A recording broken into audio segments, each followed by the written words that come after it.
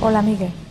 Seguramente no quieras leer esta carta, pero me veo en la obligación desesperada de hacerlo en una última súplica a la persona que tiene en sus manos el terminar con una interminable tortura, que es el no saber dónde está mi niña. Esta carta directa al corazón de Miguel Carcaño, el asesino confeso de Marta del Castillo, es en realidad el último intento de una madre por recuperar los restos de su hija. Pensar que por un pacto de silencio ella no reposa donde debiera. Imaginar que la sonrisa que tanto te gustaba de ella se pudre en un basurero o en el fondo del río, o sepultada en una tumba que no es tumba, sino un hoyo escondido para todos, salvo para ti. Es la última oportunidad antes de que la justicia desmenuce el caso en 45 días de mentiras, coartadas y de testigos sorpresa. El taxista fue lo mejor prácticamente que ha pasado en el juicio. Lo que eran sospechas, un taxista lo convirtió en certezas. ¿Le dará un giro a este juicio? La validez del testimonio de este taxista depende de la credibilidad que le dé el tribunal, lógicamente. Esta es la crónica del juicio de Marta del Castillo y de mucho más.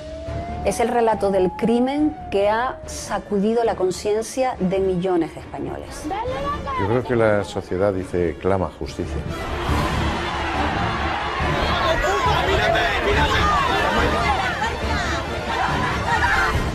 Es el caso más complicado al que se ha enfrentado la policía. Va a marcar un antes y un después en lo que se refiere al protocolo usado en la desaparición de menores. Ellos pueden tener muy claro que vamos a seguir buscando y de cualquier manera, de cualquier forma. Horas antes del juicio lo intentó todo por recuperar a su hija muerta a manos de su amigo Miguel. Te suplico una vez más que me recibas o me llames o me escribas. Yo solo quiero oírte, no reprocharte, ni insultarte, solo oírte. Solo quiero que me digas por ti, por tu madre, por mí. Miguel, ¿dónde está el precioso cuerpo de mi niño?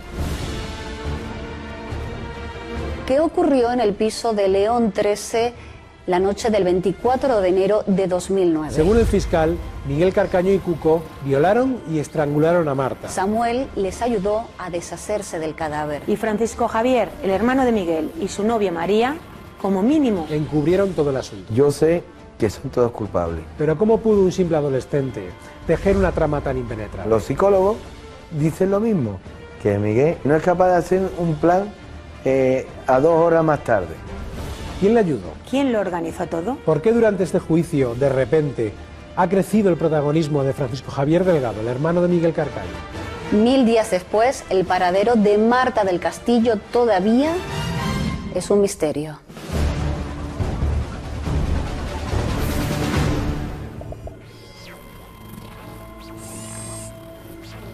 Pues como, no sé, como enfrentarte a lo peor que le puede pasar a una persona, ¿no?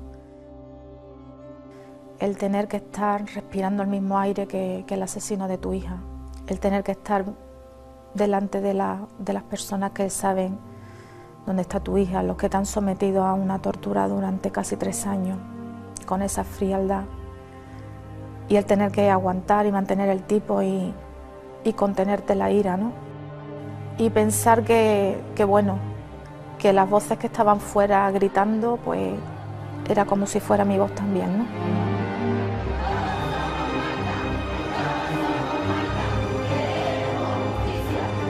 Es la indignación. Yo lo comprendo. Comprendo que lo abucheen, que lo zarandeen.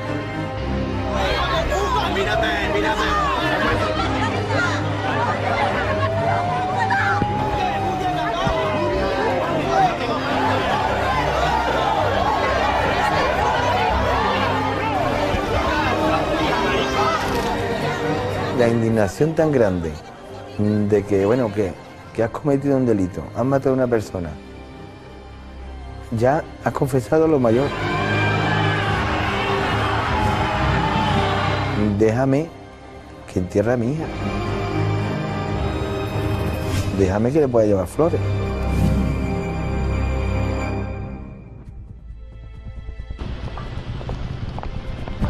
Los padres de Marta llegaron juntos, Antonio y Eva llegaron de la mano, Para ellos era una prueba de fuego. Se veía que era un día importante para ellos, quizás de los más duros. ¿Tenéis esperanza de que digan algo de poder estar?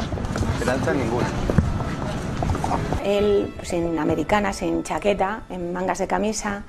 Ella con una camisa azul, con su pelo suelto, rubio, siempre agarrada con fuerza la mano de su marido, porque ellos siempre han ido agarrados, es como que se sostienen el uno al otro, y andando pausados hacia los soportales. Al llegar a los soportales, Eva hizo un gesto como un suspiro, como un ya estamos aquí. Lo que temía era que en un momento determinado toda esa fortaleza que yo tenía, o que al menos aparentaba, se me derrumbara delante de ellos.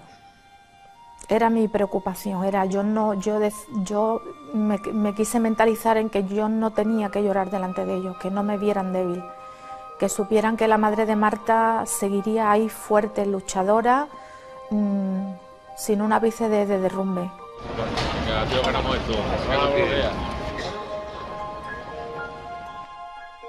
El más madrugador, bueno, no esperábamos otra cosa, fue el abuelo de Marta, José Antonio. Llegó elegante con su chaqueta, con una chapa con la cara de su nieta, para no olvidarse nunca de ella y que jamás se olviden todos los demás de ella.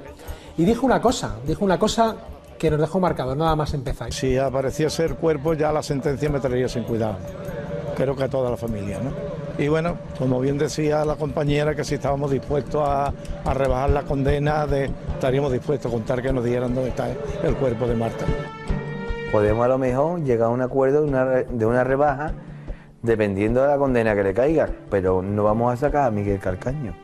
Hubiera intentado sacar a Samuel, a María, lo había intentado, porque son los que menos colaboran, o lo que pienso yo, que menos colaboración tiene. De hecho, yo llamé a la madre de María García Mindaro, la llamé por teléfono y le ofrecí la oportunidad de hablar con el fiscal, de sacarla, si nos decía dónde estaba el cuerpo, si ella tenía ocasión de sacárselo a los demás. A la semana, viendo que no me llamaba, la volví a llamar y me dijo que no, que su hija y su yerno eran inocentes y que de ahí no se bajaban.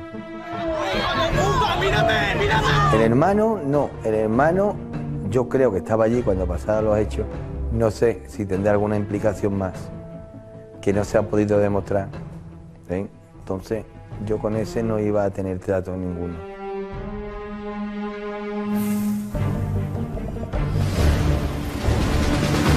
Y ahora mismo estamos sin saber quién ha sido ni qué ha pasado. ¿Cómo que quién ha sido? Solo si Samuel hubiera participado en la desaparición de Marta, podría haber hecho un comentario semejante. Lo único que te quiero decir que ya que estás, implica conmigo que digas a dónde está Marta. Te voy a contestar, ¿crees, ladrón, que todos son de su misma condición? Es que, señoría, discúlpeme, pero como usted comprenderá, en acusaciones falsas, pues es normal que me hierva la sangre.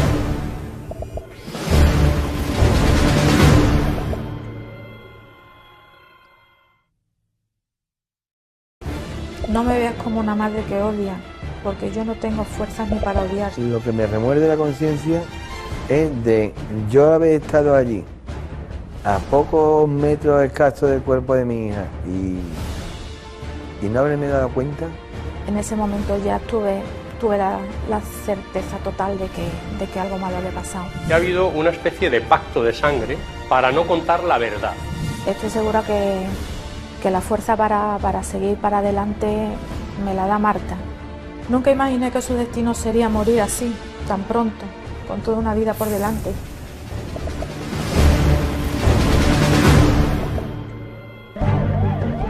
A Miguel no se le pudo ver porque era trasladado en un furgón, lógicamente desde la cárcel, y lo metían directamente dentro de los juzgados. No era lo habitual hasta entonces, pero a partir de ese día veríamos que a Miguel no íbamos a poder verlo, ¿no? Porque iba en el furgón siempre.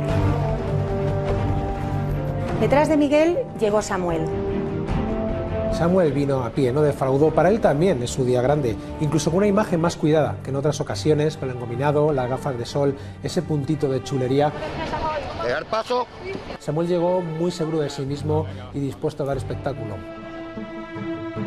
Inmediatamente después, y una actitud absolutamente diferente, llegó el hermano de Miguel, Francisco Javier Delgado, y su novia, María García. Francisco Javier iba embozado, con la cabeza gacha, para que no se le viera nada.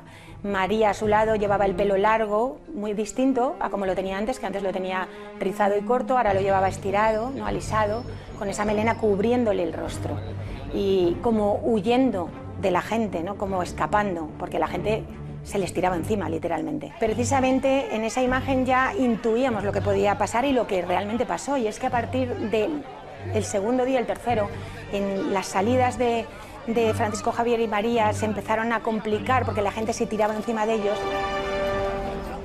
Y justo en ese momento se dan cuenta del dolor de la gente que ha acompañado a la familia de Marta del Castillo. Gritos, insultos, incluso me atrevería a pensar que pasaron miedo porque no paraban de gritarle y de insultarle. La primera jornada discurrió con las cuestiones previas, no hubo tiempo para más. Querían que se anulase este juicio, el de los mayores que se iba a celebrar y el del Cuco que se celebró, para enjuiciarles, que parece mucho más lógico, a todos juntos, pero no lo consiguieron. Se suspende la sesión de hoy. Las dificultades fundamentales de este caso ha sido, bueno, primero, la gran cantidad de personas implicadas. En segundo lugar, que nadie ha dicho la verdad en este asunto.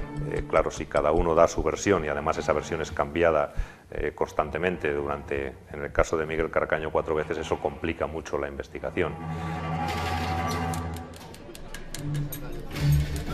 Señor Carcaño, levántese, por favor, y siéntese en la silla que tiene delante.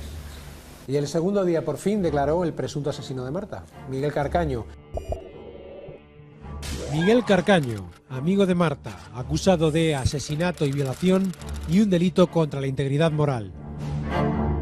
De Miguel lo que me ha sorprendido ha sido su quietud total. Es decir, si yo que estoy sentada en un banco mirando el proceso nerviosa porque es mi hija, ¿no? Se está hablando de mi hija, y te remueves en el banco, yo no sé esa persona cómo no se inmutaba, no hacía ni un gesto ni de rascarse ni de moverse, nada, parecía una roca. El día que declaró Miguel, la sala estaba llena, pero no hubo ninguna sorpresa. Se ciñó a la declaración que más le convenía. El día 24 de enero, es cierto que usted queda con Marta, ¿no?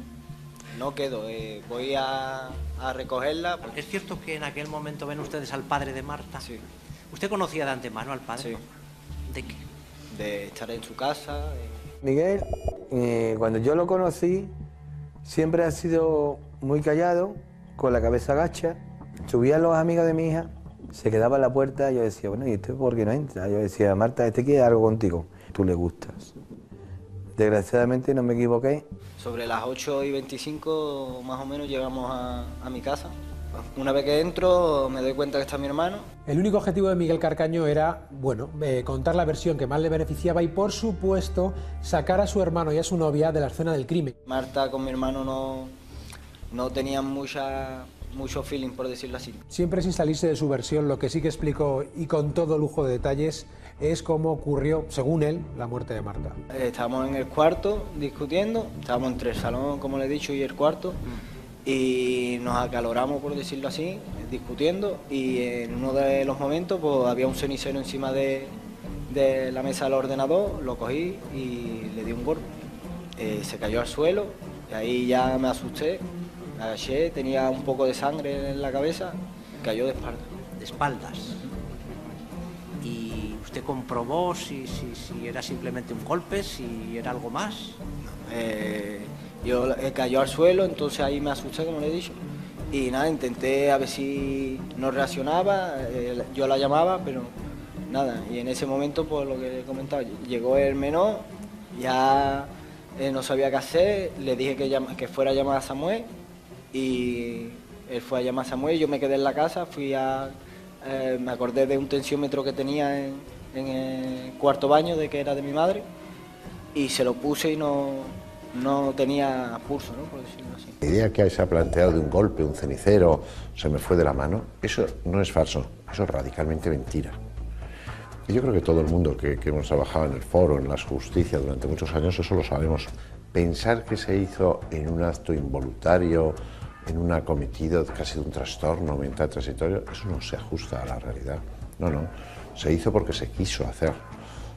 porque se tiene ese carácter de dominación, porque había un yo muy narcisista. ¿Usted tenía intención de matar a Marta cuando la golpeó? No. ¿Qué intención tenía usted entonces? Dejar de discutir, ¿no? Estábamos muy alterados. ¿Cómo sacaron el cuerpo? En una silla de ruedas. Al relatar cómo habían sacado el cuerpo y lo habían metido en el vehículo para llevárselo, él se introdujo en el vehículo y evidentemente pues ahí fue una de las contradicciones más notorias de su declaración. ¿Cómo introdujeron el cuerpo de Marta? En la parte de atrás, en los asientos de atrás, la pusimos entre Samuel y yo. El menor se sentó con ella al lado y Samuel se sentó al lado, en el asiento del conductor. ¿Y dónde se desplazaron? No sé, yo regresé a la casa. Parece que no le importa, parece que pasa de todo, es como que no tiene sensibilidad. ¿En algún momento le comentó posteriormente a los hechos algo a su hermano? No. ¿Le mintió a su hermano en todo momento? Sí. ¿Por qué motivo? Para no implicarlo. Desde el principio Miguel siempre ha intentado disculpar a su hermano, por eso sitúa toda la acción siempre antes de que llegue la madrugada. Pero claro, llegó el turno de declarar del vecino. Toda la teoría de Miguel se venía abajo como un castillo de naipes. Cuando usted vio a Miguel Carcaño, ¿es cierto que llevaba una silla de ruedas? Sí, sí. Enfrente de su puerta hay como un espejo y estaba delante del espejo con la silla de ruedas, que era sobre las 1:30 por ahí. Poco después veíamos cómo Miguel Carcaño se quedaba así, coartada, porque su novia de camas y la madre de la niña confesaban precisamente que Miguel Carcaño esa noche abandonó la vivienda sobre la 1:15, 1:30 de la noche. Y hizo el intento de salir por la ventana de mi habitación. ¿Qué le dijo Miguel? Que él iba a su casa a arreglar un problema con su hermano. Yo le pregunté qué problema y me dijo que iba a solucionar un problema con su hermano y a borrar pruebas antes de que nadie las viera. Rocío, la novia de Miguel, solo dijo la verdad porque la policía empleó una treta con ella, que fue detener a toda su familia. Les llevaron a todos a comisaría y se los pasaron por delante, toda su familia, hasta la abuela de 80 años. En realidad les detenían acusados de robar unos ordenadores. ¿Le habló algo sobre un charco de sangre? Sí, me dijo que esa tarde había estado con Marta, que habían discutido los dos. El hermano estaba en la habitación, salió, peleó con Marta, cogió un cenicero, le dio. La golpeó. Cuando le preguntaron por qué dijo que había violado a Marta antes de matarla, explicó que era una idea que se le había ocurrido para eludir el jurado popular. ¿Es cierto que usted manifestó en esta declaración que usted había violado y dado muerte a Marta junto con el menor? Sí. ¿No es cierto esto? No. ¿Por qué declara usted eso entonces si no es cierto? Era para imputar al menor, ya que él había imputado a mi hermano por unos delitos que él no había cometido, como lo estaban diciendo. Nuestra ley de enjuiciamiento criminal permite a los jueces elegir cualquiera de las declaraciones prestadas por un imputado en instrucción, aunque luego se retracte de ella en el juicio y preste otra.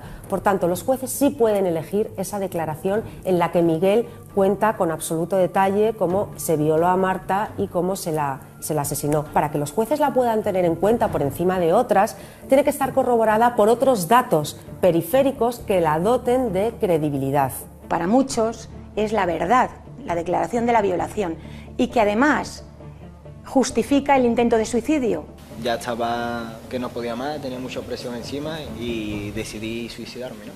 ¿Por qué culpó usted a Samuel?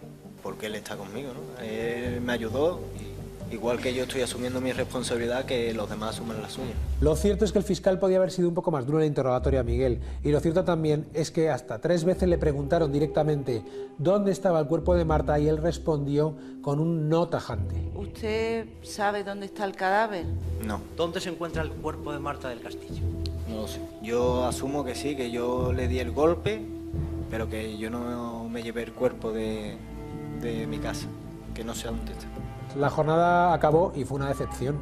De hecho, el padre lo que dijo, el padre de Marta, fue que no había creído en nada a Miguel, salvo en una cosa. Lo único que ha dicho que me creo es que el hermano estaba allí. Él se lo dijo y ahí se le ha escapado eso. Yo creo que ha sido un fallo garrafal inconsciente que ha tenido, que ha dicho la verdad. Yo me parece que es la versión que le interesa, es la que está dando y la que le ha dicho su abogado. ¡Que se la van a tu hija! Miguel no piensa. Miguel es como un burro que le ponen y lo mandan por un camino y de ahí no se sale. Y Samuel es como alguien que siempre ha querido estar integrándose con pandillas, con uno, con otro. Samuel Benítez, amigo de Marta, acusado de encubrimiento y un delito contra la integridad moral. Mira, que se lo hagan a tu sobrino. ¿Te acuerdas de tu sobrino? De aquí de Tarteso, que se lo hagan a él. Señor Benítez, levántese, le hago la misma. Samuel tenía claro lo que iba a decir. Había confesado 2 veces ante la policía, pero eso fue hace 3 años y ahora lo iba a negar todo. ¿Es cierto que usted el día 24 de enero recibe una llamada de Miguel Carcaño y en esta llamada le comunica que tiene un marrón muy grande? No. ¿Y es cierto que declaró también que se desplazó en un autobús hasta el domicilio de León 13? Eso es negativo. El día 24 de enero nunca pise el domicilio de León 13, nunca.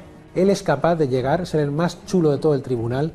¿Todo lo que contó relativo a su participación es cierto o no es cierto? Es totalmente mentira. Fue capaz luego a las 4 de la mañana de ir a participar en la búsqueda de Marta junto al padre de Marta e incluso se permite conceder una entrevista a una cadena de televisión. Solo que durante esa entrevista comete un gravísimo error. Estamos ahora mismo sin saber quién ha sido, ni qué ha pasado, ni qué va a pasar, y ahora mismo estamos que es que no sabemos nada, vamos, que es que estamos como si, no sé, algo que es muy raro. Solo si Samuel hubiera participado en la desaparición de Marta, podría haber hecho un comentario semejante. ¿Y en qué momento se desplaza usted para colaborar en las labores de búsqueda de Pues Marta? una vez que llego yo a mi casa después de bajarme del autobús, tardaría aproximadamente unos 40-45 minutos en llegar a mi casa, alrededor de las 4 menos cuarto, menos 20 aproximadamente. ¿Y es cierto que declaró usted también a la policía que tiraron el cuerpo en el río Guadalquivir? ¿Dice usted que esto no es cierto? Exacto, no es cierto. ¿Y por qué motivo declaró usted de esta manera, no una vez, sino 2 veces? Pues primero bajo coacciones, amenazas y bajo un agarrón de cuello, bajo golpes que me daban en la cara y en el pecho. Es una estrategia horrible, por manida, el hecho de que vayan a declarar y digan que la policía les ha presionado. Los jueces a esas alturas están hartos de oír a acusados en el banquillo soltando por la boca cómo la policía les ha presionado para confesar. Ya hoy en día no se lo cree nadie, por tanto demuestra que están mintiendo. La policía me fue indicando absolutamente paso por paso todo lo que yo tenía que decir. Samuel estaba tan preocupado del tema de la ropa que llevaba, que cogió carrerilla, empezó a hablar y a justificar que le tuvieron que decir, pero no le he preguntado todavía. Me quité una chaqueta de color beige que la dejé encima del sofá porque yo debajo llevaba otro jersey. No le he preguntado yo por la vestimenta, ahora le iba a preguntar, parece que se anticipa usted. Cuando ya llegó realmente el turno de las preguntas sobre la ropa para justificar por qué iba en mangas de camisa, él explicó pues que, bueno, que es muy caluroso. ¿Es cierto que usted iba, vamos a llamarlo así, ligero de ropa para el frío que hacía esa noche? Bueno, perdón, primero le pregunto, ¿hacía frío? Depende, suelo tener calor. Samuel, si es usted una persona que suele tener mucho calor, seguro que le permite el tribunal quitarse la bufanda, si quiere. Samuel se sabe el caso al dedillo, se ha estudiado el sumario, sabe que no hay pruebas de peso en su contra, aunque sí muchos indicios. Samuel, ¿dónde se encuentra el cuerpo de Marta del Castillo? Pues no lo sé, señor fiscal.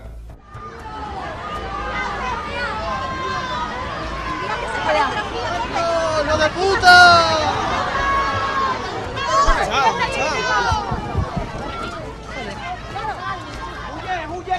¡Muy bien! ¡Ha muerto!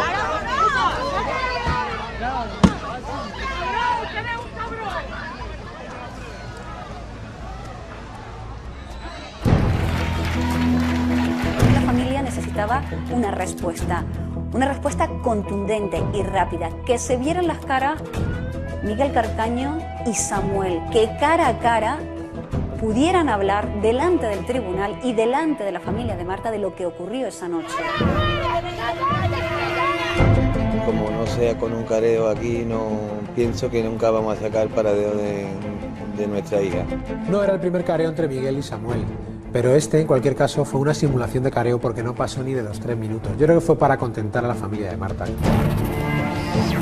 Un careo sirve para que los careados, en este caso Miguel y Samuel, entren en contradicción y de esas contradicciones podamos sacar conclusiones. También me llama poderosamente la atención la actitud de Samuel y de Miguel en ese famoso careo.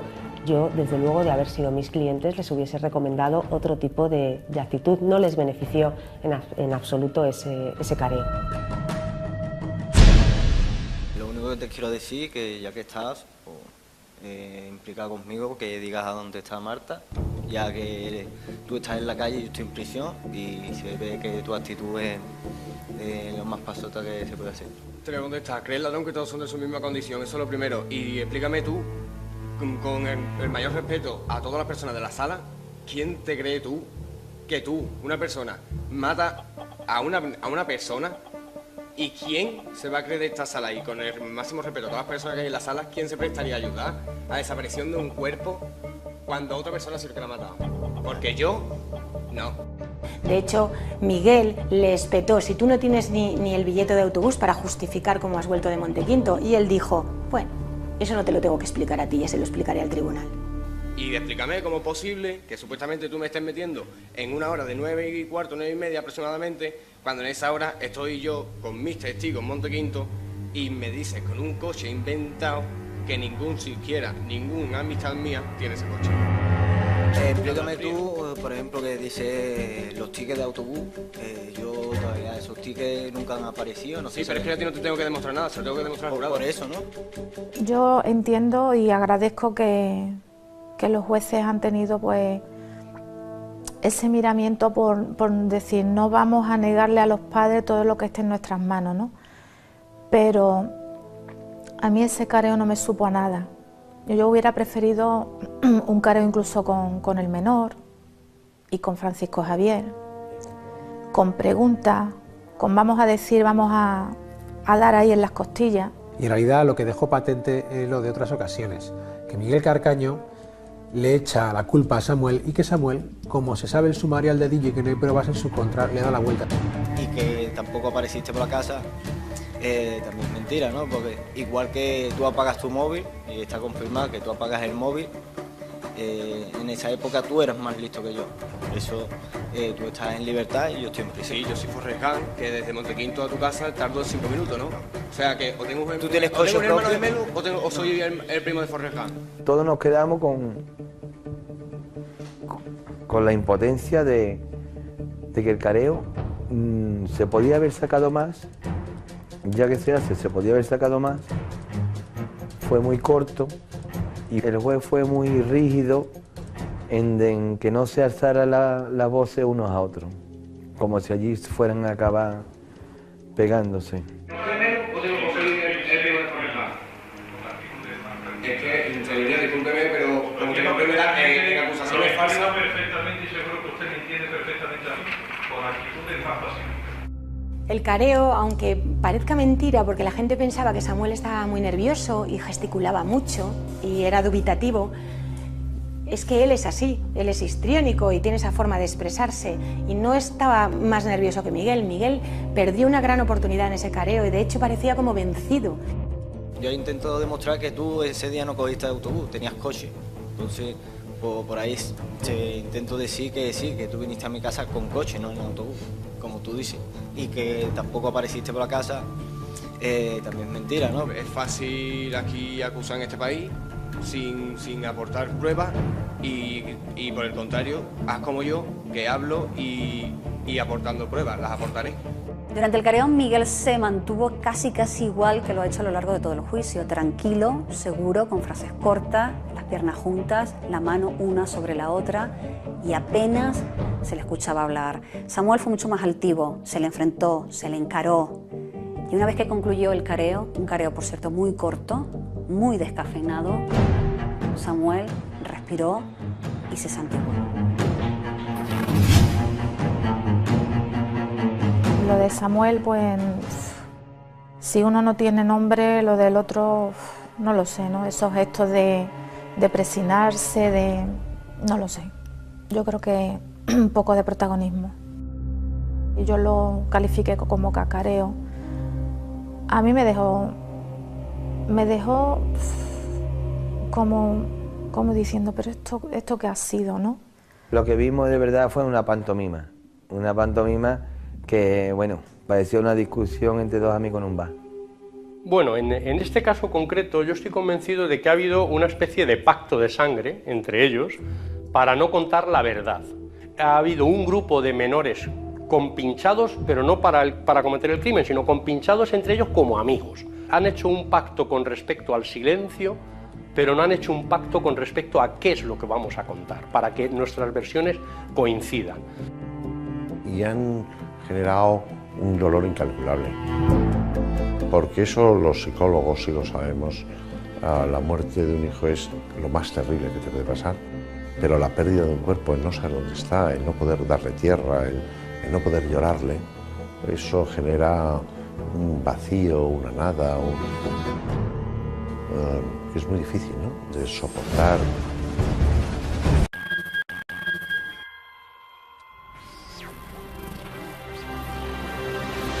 Hola, Miguel. Seguramente no quieras leer esta carta, pero me veo en la obligación desesperada de hacerlo en una última súplica a la persona que tiene en sus manos el terminar con una interminable tortura, que es el no saber dónde está mi niña. Esta carta directa al corazón de Miguel Carcaño, el asesino confeso de Marta del Castillo, es en realidad el último intento de una madre por recuperar los restos de su hija. Pensar que por un pacto de silencio ella no reposa donde debiera. Imaginar que la sonrisa que tanto te gustaba de ella se pudre en un basurero o en el fondo del río, sepultada en una tumba, que no es tumba, sino un hoyo escondido para todos, salvo para ti. Es la última oportunidad antes de que la justicia desmenuce el caso en 45 días de mentiras, coartadas y de testigos sorpresa. El taxista fue lo mejor prácticamente que ha pasado en el juicio. Lo que eran sospechas, un taxista lo convirtió en certezas. ¿Le dará un giro a este juicio? La validez del testimonio de este taxista depende de la credibilidad que le dé el tribunal, lógicamente. Esta es la crónica del juicio de Marta del Castillo y de mucho más. Es el relato del crimen que ha sacudido la conciencia de millones de españoles. Yo creo que la sociedad dice, clama justicia.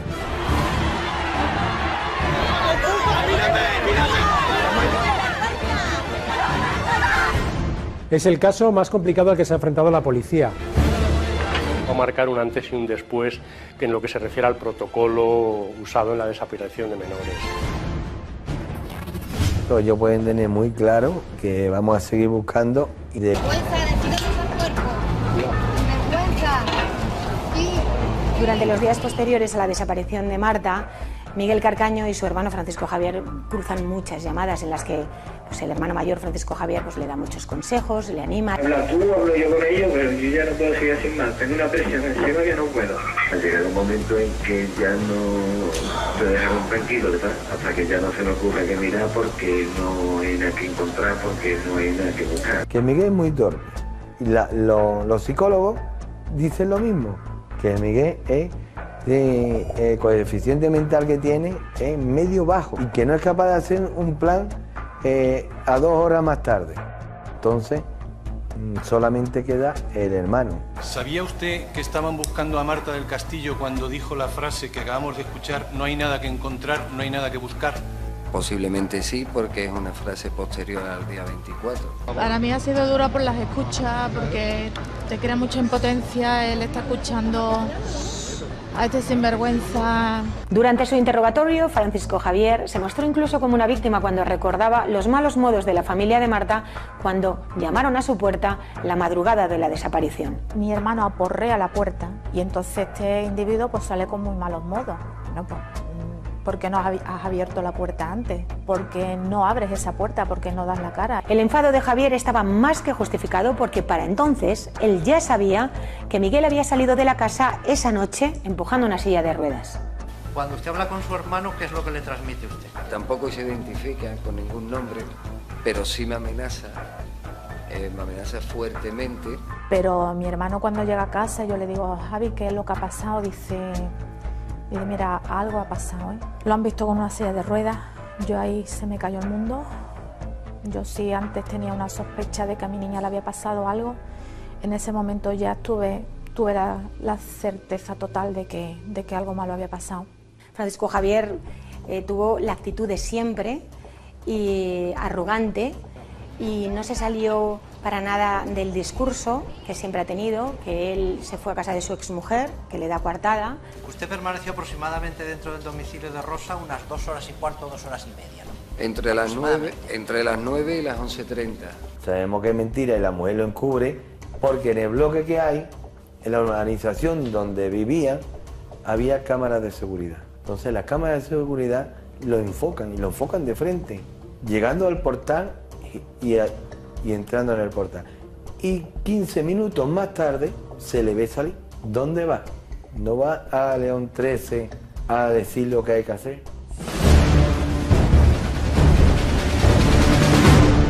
Fuimos al portal a ponerle el ramo de flores en el cumpleaños de mi hija. Cuco, ¿tú sabes dónde está Marta? De parte de sus padres, llévale este ramo de flores.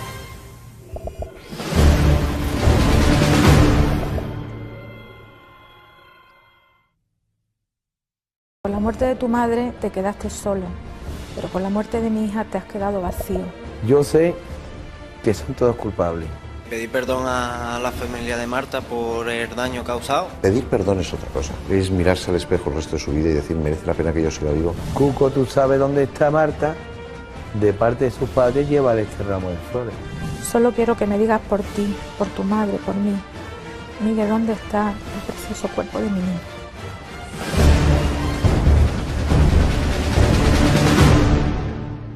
A pesar de su frialdad en toda la declaración, el hermano de Miguel, Francisco Javier, cometió un error: hablar de su relación con Marta del Castillo. Si me hubiera dicho Marta o me hubiera dicho Eva, me hubiera sonado igual en ese momento. Lo que interpreto es que a Marta usted no la conocía de nada.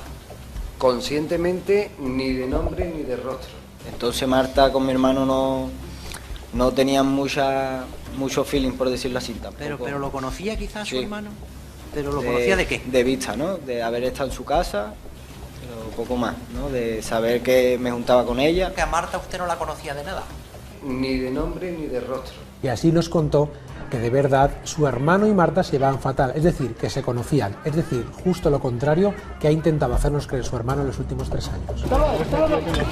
Mira, que se lo hagan a tu hija, cabrón. Precisamente en esa imagen ya intuíamos lo que podía pasar y lo que realmente pasó. En las salidas de Francisco Javier y María se empezaron a complicar porque la gente se tiraba encima de ellos, incluso llegaron a quitarle las gafas, la bufanda a Francisco Javier.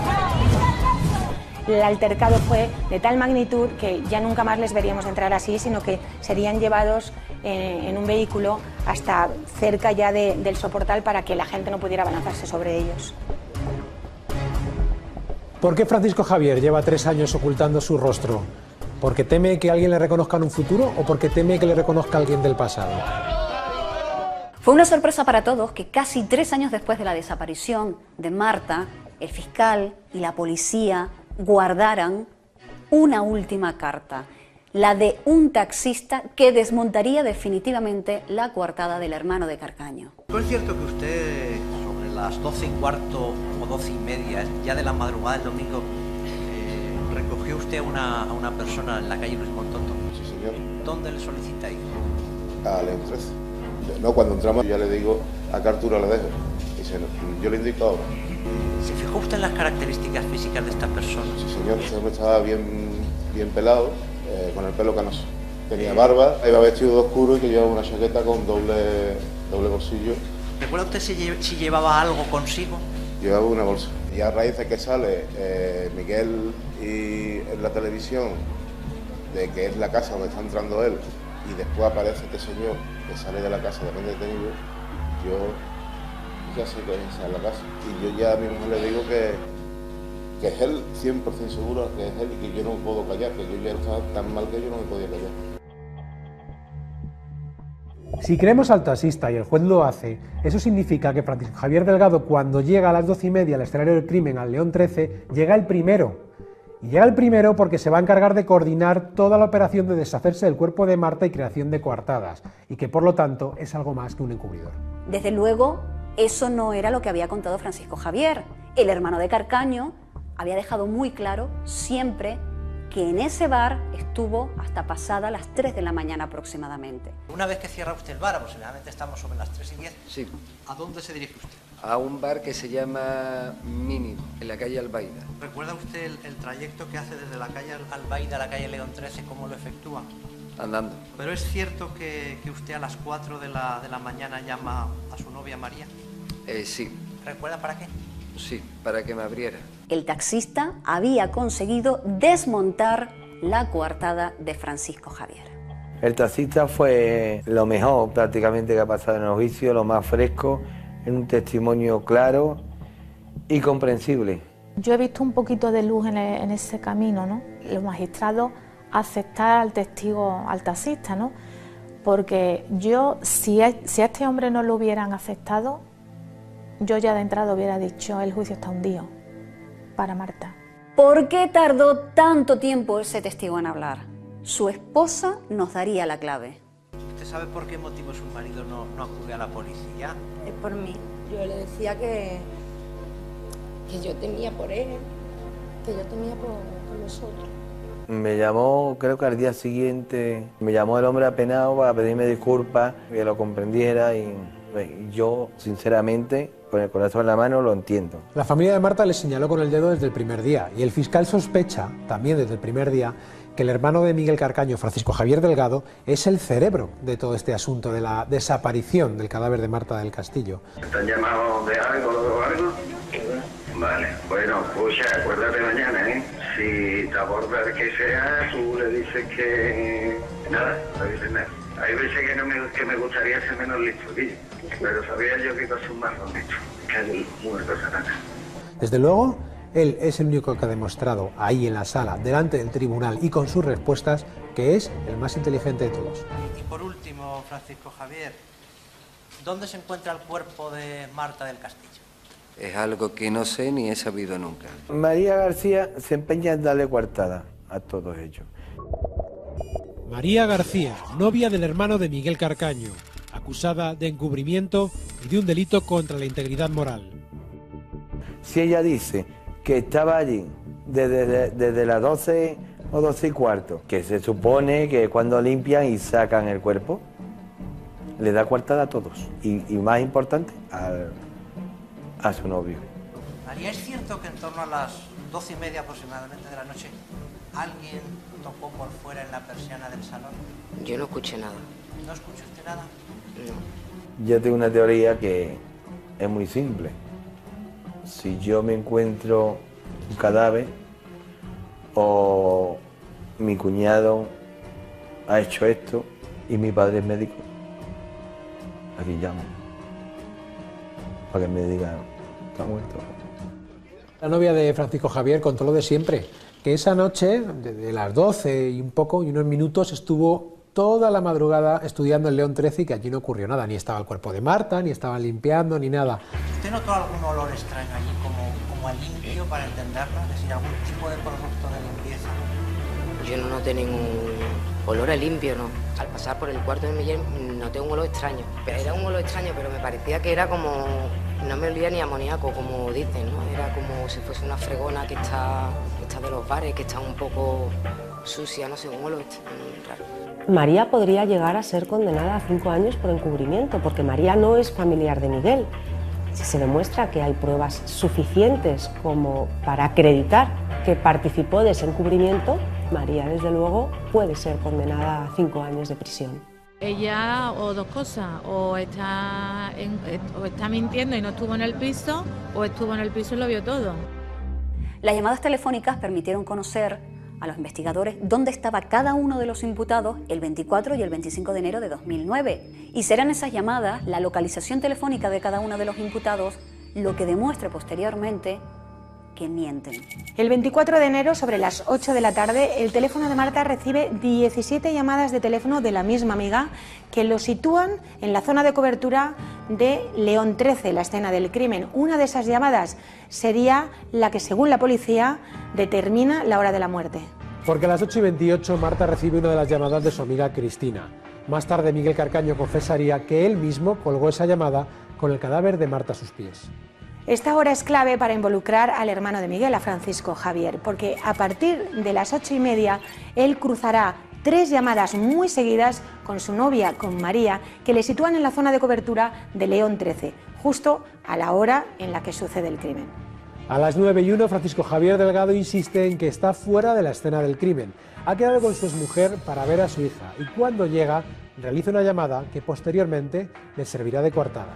A las 9:12, Marta del Castillo recibe un SMS del Cuco y a partir de ahí la señal ya se perdería para siempre. Poco después el Cuco llamará a Samuel desde una cabina. La llamada la recibirá Samuel a las 21:24 en la barriada de Montequinto. Él está en un cumpleaños y siempre dice que ha acompañado, pero hay una hora entre las 9:30 y las 10:30 que nadie le ve. A partir de aquí y hasta las 11:30 aproximadamente, ni el teléfono de Carcaño, ni el teléfono de Samuel, ni el del Cuco se posicionan.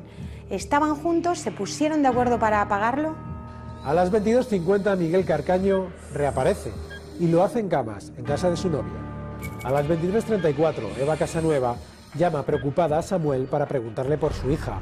Las antenas le situarían de nuevo en Montequinto. Pero Samuel comete un fallo.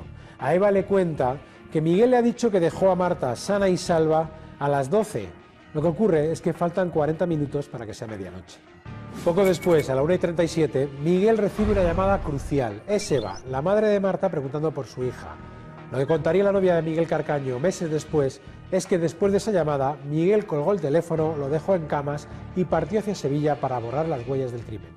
Desde el principio, esa madrugada, según la familia del Cuco, el menor siempre estuvo en su casa desde las 11:30, durmiendo. Lo que ocurre es que al menos 2 llamadas le sitúan fuera de su casa a esas horas entre las 12 y las 2 de la madrugada. Hay una última llamada muy controvertida, la que recibe María a las 2 de la mañana. Ella asegura que está estudiando en la casa, pero su teléfono se engancha a una antena cercana a León 13, pero no precisamente la que da cobertura a esa zona. Y se terminó el tiempo de las mentiras y llegó el de las verdades, el momento de la declaración de los padres de Marta del Castillo.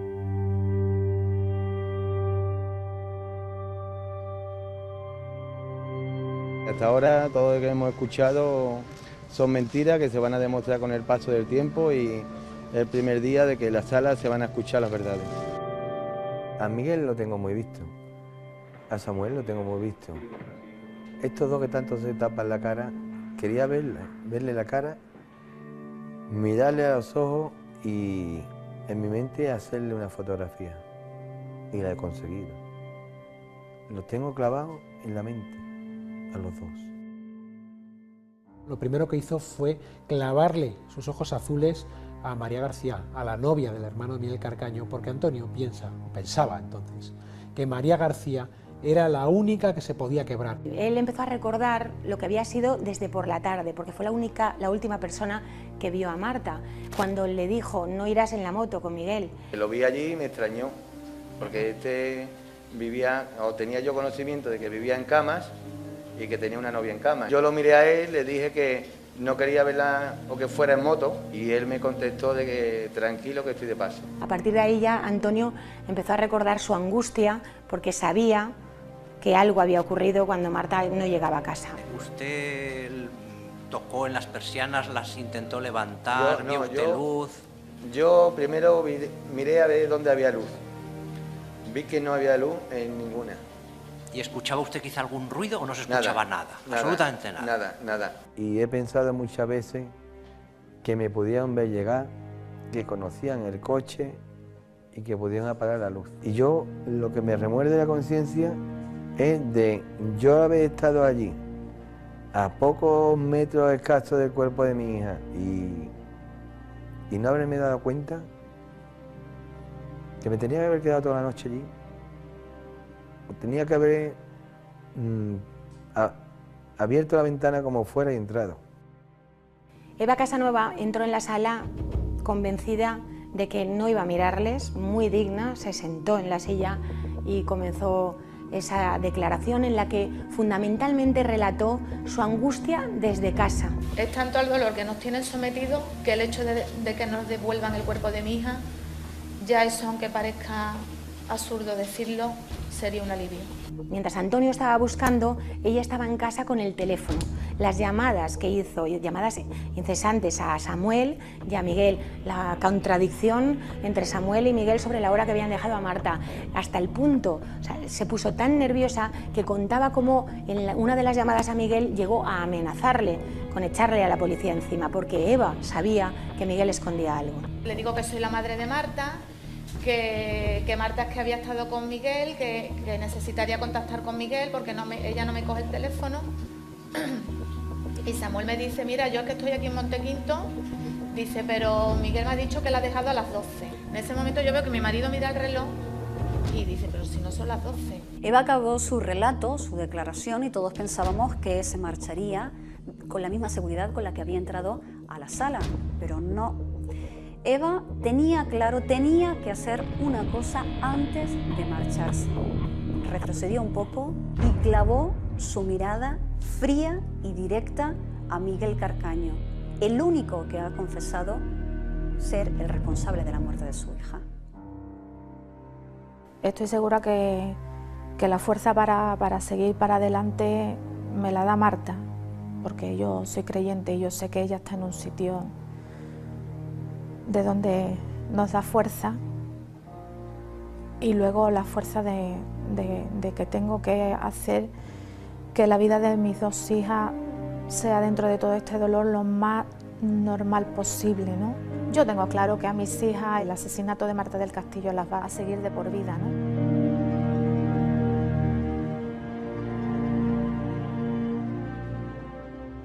Y lo hacen con la pequeña, tiene una reacción fóbica a salir a la calle y además tiene un fracaso escolar. Esta familia se rompe, ¿no? con tanto dolor, si el cuerpo sigue sin aparecer, si esta familia no puede despedirse, los síntomas se van a cronificar.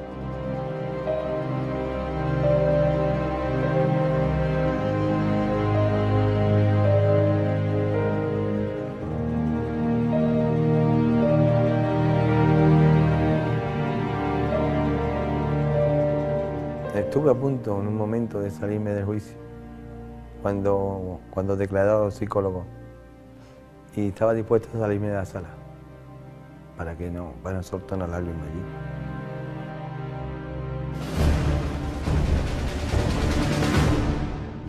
allí. El cuco que llegó como, no sé, nadie sabía qué era él, la transformación de cada uno, para que no lo reconozcan por la calle. Y este se ha disfrazado, no sé, como de pequeño gorila, y disfrazado por la vida que nadie conozca. Mucho habíamos oído hablar del cuco, pero nadie le había puesto el rostro. Ese día llegó tapado, con una bufanda, con su larga melena. Pero el cuco bajó la guardia justo cruzando el arco de seguridad. Y en ese momento descubrimos el rostro del primer procesado por la muerte de Marta del Castillo. ¿Su nombre, por favor? Francisco Javier García Manito. ¿Viene usted a declarar como testigo? ¿Jura usted o promete decir la verdad? Sí. ¿Lo jura o lo promete? Era para ellos difícil escuchar de nuevo el relato del cuco, esta vez como testigo, claro. Había sido condenado por un tribunal de menores y, como único delito, el de encubrimiento. Habían pedido revocar esa decisión, pero no pudo ser. Y ahí estaba él, el cuco, sintiéndose triunfador, sintiéndose la gran estrella del día en la Audiencia Provincial de Sevilla y desafiando, además, a su antojo al tribunal. ¿Y usted hizo en ese momento el plan de irse con ellos? ¿No quedó en verse con Miguel y con Marta en casa de Miguel? No, en casa de Miguel no. Yo quedé con ellos en el Polideportivo de San Pablo. ¿A qué hora quedaron? Pensé, cuando volvieron del Triana. Señor García Marín, permítame, señor letrado, responda con la misma educación y respeto con el que está siendo tratado. Cuando lo ves de nuevo y lo ves con esa prepotencia delante de un jurado que te infunde tanto respeto, y ve con esa prepotencia que hablaba, pues te causa asco. Señor García Marín, discúlpeme, ¿tendría la amabilidad de apartarse el pelo de la cara mientras declara? El tribunal es importante, si no, no hay mediación. Pero apartárselo de modo que el tribunal le vea la cara. La declaración del Cuco no sorprendió a nadie, lo negó todo y justificó sus confesiones anteriores en supuestas presiones de la policía. Pero es que el Cuco había confesado ante policías, ante jueces y ante el fiscal de menores. ¿Es que todos le presionaron? Pues él siguió mintiendo durante el juicio. ¿Tiene usted rencor, Miguel?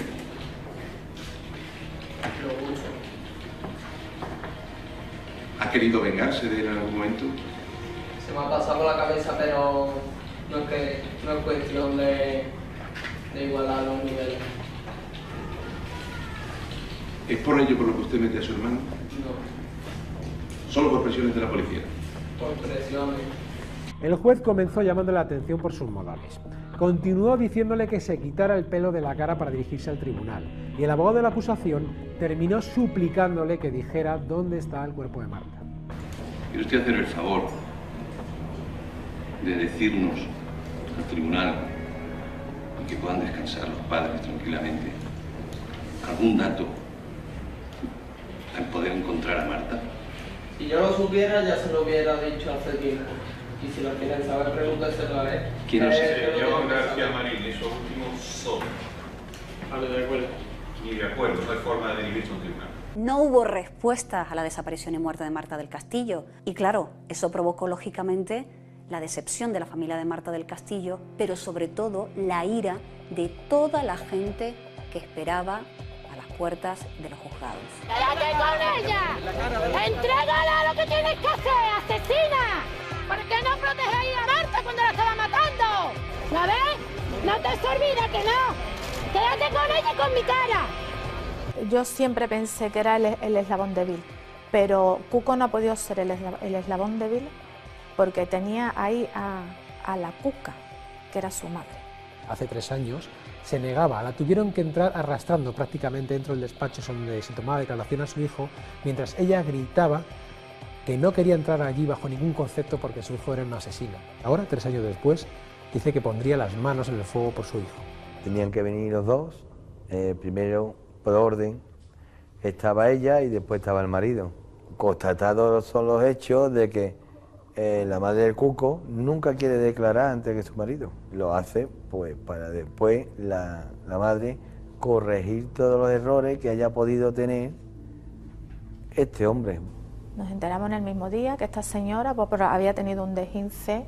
Pues el juez hizo bien en mandar un perito.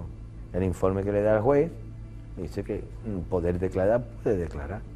Por si fuera poco, con retrasar su comparecencia, durante el interrogatorio, cuando llegó la pregunta clave, si era posible que el Cuco hubiese cogido las llaves del coche para trasladar el cuerpo de Marta, Rosalía no debía tener preparada esa respuesta porque se equivocó, aunque rápidamente intentó corregirla. ¿Dónde dejó el llavero esa noche? Habitualmente las dejaba en la entrada. ¿Es posible acceder a ese llavero si usted está durmiendo sin que usted se advierta de esa circunstancia? Dentro de casa sí, la pueden coger. Que si pueden coger las llaves sin que yo me dé cuenta, no. Esa señora sabe más de lo que ha contado. La madre del Cuco, doy de fe y ciencia cierta que sabe dónde está mi hija. El Cuco también lo sabe. La defensa de los padres de Marta ha solicitado que se deduzca testimonio por falso testimonio a la madre del Cuco y al Cuco. Puede prosperar ese falso testimonio respecto a la madre del Cuco si se acredita que mintió, que no puede prosperar el falso testimonio del Cuco, puesto que el Cuco tiene una figura híbrida. Los testigos están exentos de declarar todo aquello que les perjudique. Y no nos olvidemos que el Cuco ha sido coimputado en otro procedimiento.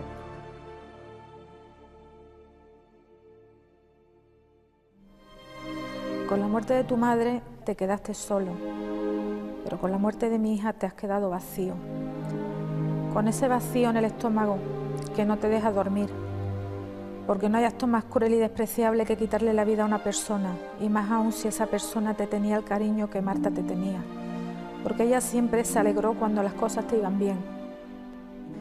Puede que todo esto te raye, que te haga sonreír mientras lees estas palabras escritas desde el dolor de una madre que se consume, pero quizás algún día comprendas todo el sufrimiento que estás causando a unos padres y a unas hermanas que a pesar de todo todavía te siguen llamando el Miguel.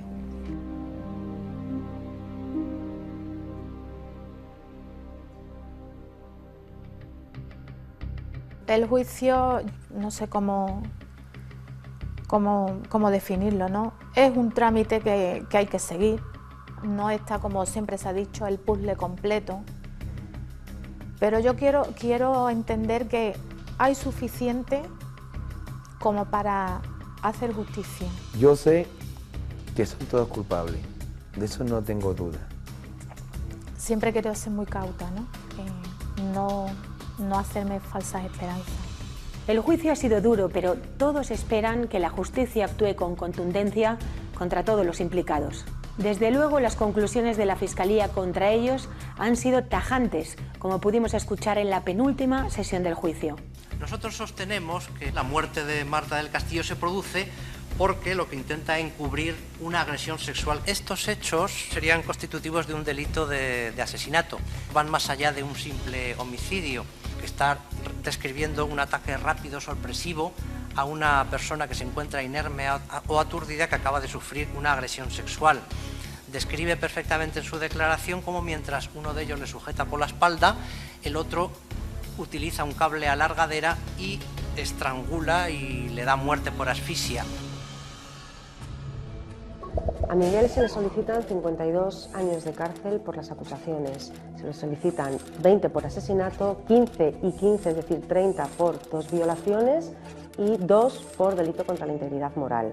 En el peor de los casos, y digo peor para la familia de Marta, si se tiene en cuenta el escrito de la defensa, que pide 3 años por ese homicidio imprudente, Miguel en unos meses está en la calle. Samuel se enfrenta a 5 años de cárcel, 3 por encubrimiento y 2 por un delito contra la integridad moral. Aunque en el juicio lo haya negado todo, el fiscal da como buena la primera versión del joven que participó en el traslado del cuerpo de Marta. Su argumento es claro: Samuel no tiene coartada durante al menos una hora. ¿Dónde se encuentra Samuel Benítez entre las 9:15 y las 10:30? ¿Acaso se encuentra en el limbo? Qué casualidad que este horario coincide justo con lo que dice Miguel o con el horario que sitúa Miguel en cuanto a la hora que da muerte a Marta.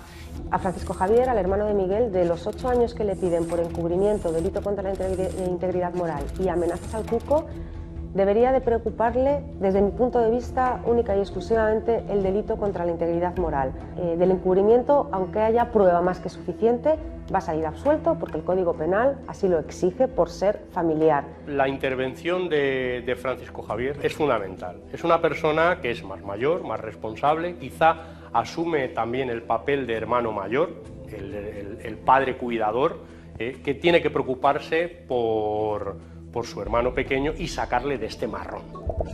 Para la novia de Francisco Javier solicitan también 5 años de prisión. María García tiene mucho que perder con la sentencia.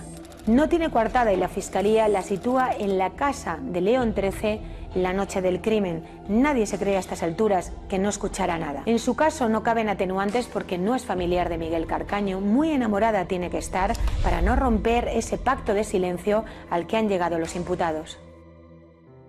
No va a ser la justicia que se merece Marta, porque la justicia que hay aquí en España no hace justicia para las víctimas, ni para Marta ni para nadie, porque tenemos una justicia muy débil, muy floja, no es una justicia castigadora. Lo más duro es escuchar a la defensa en el alegato final, cambiar las cosas y ponerlas como ellas quieren, coger, pero descaradamente.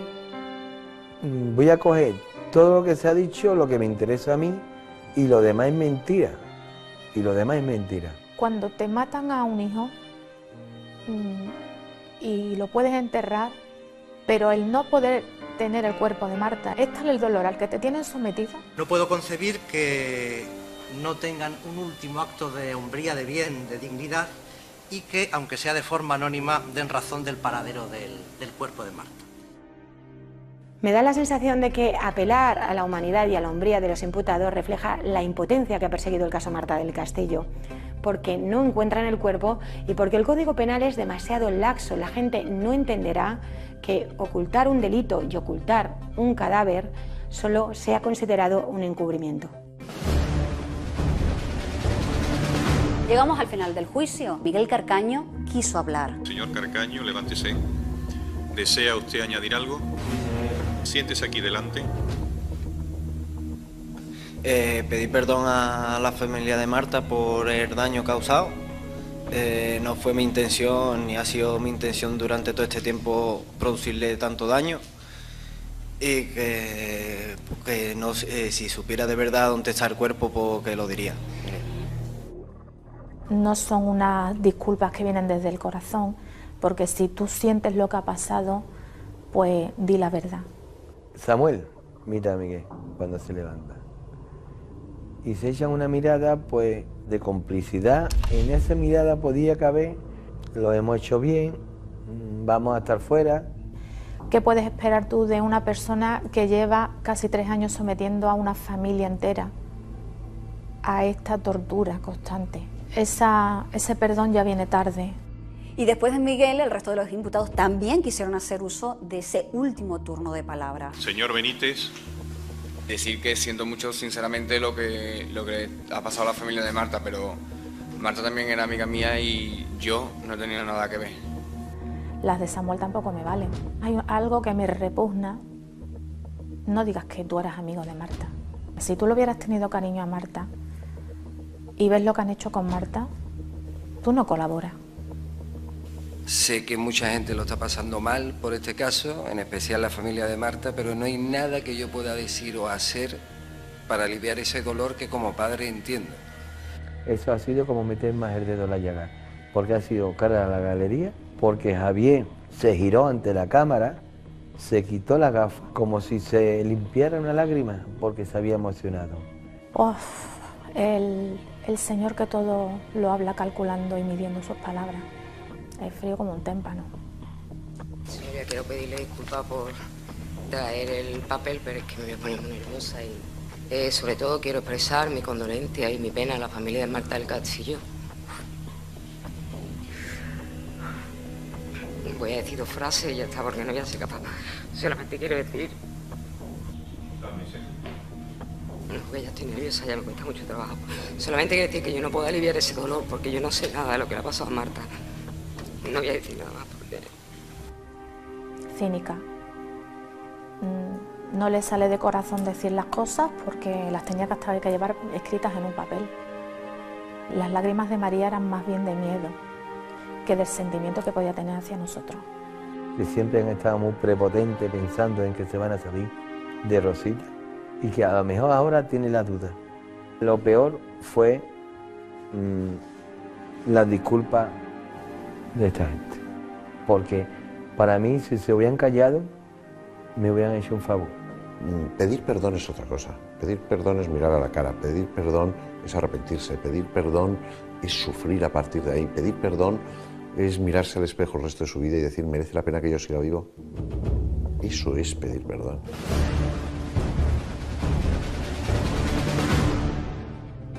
La historia de Marta del Castillo también es la historia de una búsqueda. No solo la policía buscó en el río o en el vertedero, la policía se esforzó, buscó en más de un centenar de lugares, en 3 provincias diferentes, buscaron en playa, buscaron en colectores, buscaron prácticamente en todos los pozos de Sevilla. Pensaron que un lugar fácil donde deshacerse el cuerpo y que podían conocer eran, por ejemplo, los vagones abandonados de la calle del pueblo saharaui, en el centro de Sevilla, o, por ejemplo, en un pueblo en Villanueva del Río, a más de 70 kilómetros de Sevilla, donde existía una mina abandonada que ofrecía muchas posibilidades para ocultar un cuerpo, en Pozos de Utrera, donde testigos dijeron haber visto a personas en actitud sospechosa, e infinidad de sitios, ya digo, hasta llegar a más de un centenar de lugares y de los que les quedan por buscar.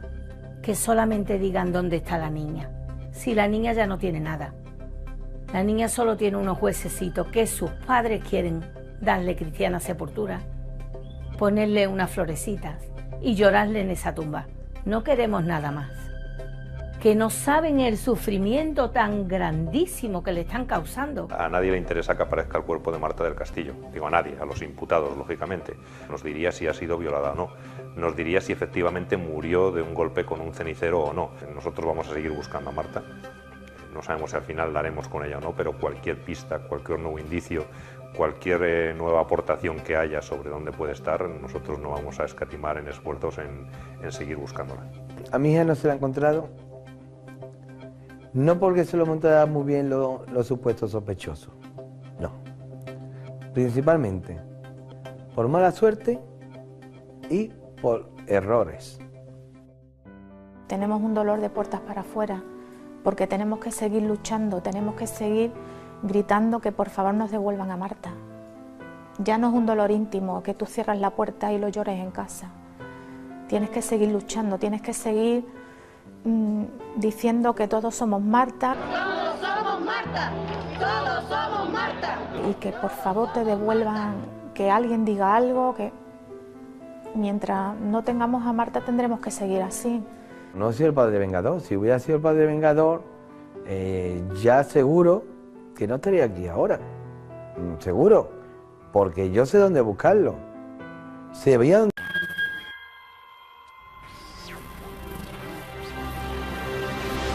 Hola, Miguel. Seguramente no quieras leer esta carta, pero me veo en la obligación desesperada de hacerlo en una última súplica a la persona que tiene en sus manos el terminar con una interminable tortura, que es el no saber dónde está mi niña. Esta carta directa al corazón de Miguel Carcaño, el asesino confeso de Marta del Castillo, es en realidad el último intento de una madre por recuperar los restos de su hija. Pensar que por un pacto de silencio ella no reposa donde debiera. Imaginar que la sonrisa que tanto te gustaba de ella se pudre en un basurero o en el fondo del río, sepultada en una tumba, que no es tumba, sino un hoyo escondido para todos, salvo para ti. Es la última oportunidad antes de que la justicia desmenuce el caso en 45 días de mentiras, coartadas y de testigos sorpresa.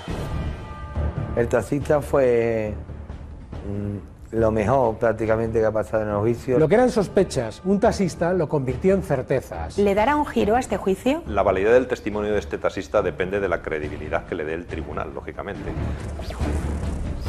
Esta es la crónica del juicio de Marta del Castillo y de mucho más. es el relato del crimen que ha sacudido la conciencia de millones de españoles. Yo creo que la sociedad dice clama justicia.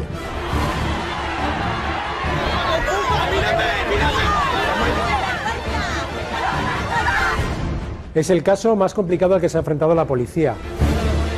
Va a marcar un antes y un después en lo que se refiere al protocolo usado en la desaparición de menores. Ellos pueden tener muy claro que vamos a seguir buscando y de cualquier